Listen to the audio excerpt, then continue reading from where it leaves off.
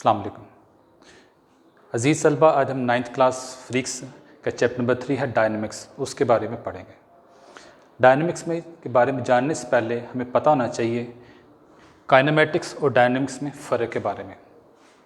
जो काइनेमेटिक्स में हम मोशन और मोशन की वजह से जो तब्दीलियाँ होती हैं उनका मुताला करते हैं, जबकि इसके बरक्स जो डायनेमिक्स होगा, डायनेमिक मोशन उसके तब्दीलियों के अलावा जिन वजूहात से मोशन पैदा होती है उन वजूहात का भी मुताला किया जाता है। इस बार आते हैं फोर्स की तरफ। फोर्स से मुराद हम आमतौर पर कोई ऐसी चीज़ या ऐसे अमल से मुराद लेते हैं, ऐसी फोर्स मतलब ऐसी चीज़ जो किसी हरकत करते हुई चीज़ को रोकती है या रोकने की कोशिश करती है या किसी चीज़ को हरकत में लाने की कोशिश करती है, हम उस चीज़ को बोलते हैं फोर्स। आसान ज़बान में हमको वो कह सकते हैं फोर्स एक ऐसा अमल है जो किसी जिस्म को रोकता है रोकने की कोशिश करता है, या किसी ऐसे जिस्म को जो कि यूनिफॉर्म स्पीड से हरकत कर रहा हो उसकी स्पीड को तेज़ करने में या कम करने की कोशिश करता है, हम उसको आमतौर पर फोर्स बोलते हैं। फोर्स पर आता है इनर्शिया। गैलीलियो ने कहा था कि जो भारी अजसाम होती हैं उनको हरकत देना मुश्किल होता है, जबकि जो हल्की अजसाम है उनको हरकत देना आसान होता है। न्यूटन ने भी कुछ इस तरह का मिलते जुलते अल्फाज में इसको बयान किया।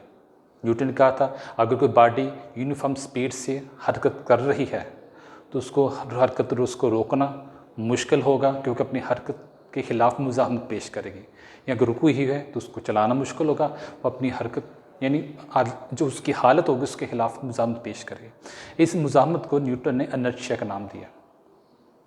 तो इनर्शिया की तरफ हम इस तरह कर सकते हैं, इनर्शिया एक ऐसी फोर्स है, ये एक ऐसा अमल है जिसकी वजह से चीज़ें अपनी हर हालत सुकून में या मोशन की हालत में तब्दीली के ख़िलाफ़ मुज़ाहमत पैदा करती हैं। इस चीज़ को समझने के लिए हम एक्सपेरिमेंट करते हैं। ठीक है, एक गिलास लें, गिलास में पानी डाल लें, उसके ऊपर एक पेपर रख लें, कार्डबोर्ड सख्त पेपर, और उसके ऊपर कुछ सिक्के रख लें।